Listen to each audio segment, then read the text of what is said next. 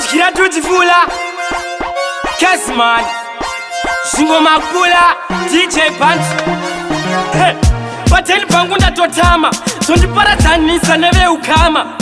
Vamwe voti kwanzi ndakaromba makamu wanepi mwana nozvarwa achifamba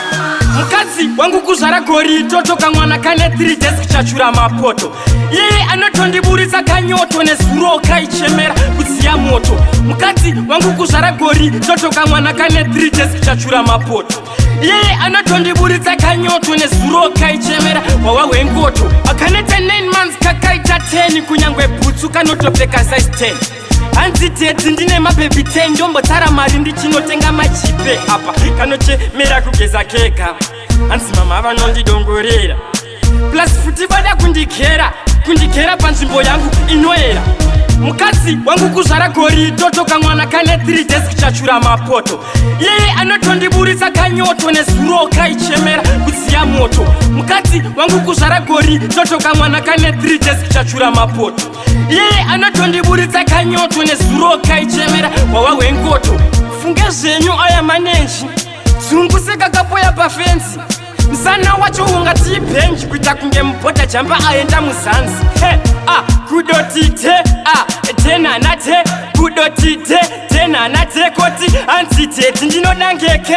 Madyira tutifula kuzvara gori totoka mwana kane 3 days kichachura mapoto Iye anotondiburitsa kanyoto nezuro kaichemera kudziya moto Mukadzi wangu kuzvara gori totoka mwana kane 3 days kichachura mapoto Iye anotondiburitsa kanyoto nezuro kaichemera wawa wengoto Akaneta 9 months kakaita 10 kunyangwe butsu kanotopfeka size 10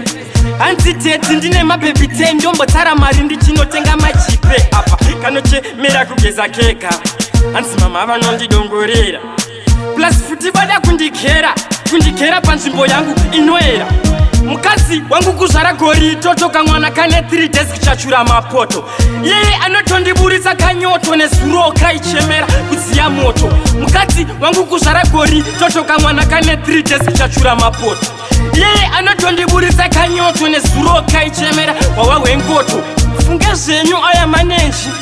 zunguseka kapoya pafensi Msana wacho ungati bench kuita kunge mpota jamba aenda muzanzi kudotite tena nate kudotite tena nate koti anziteti ndinodangeke Madyira tutifula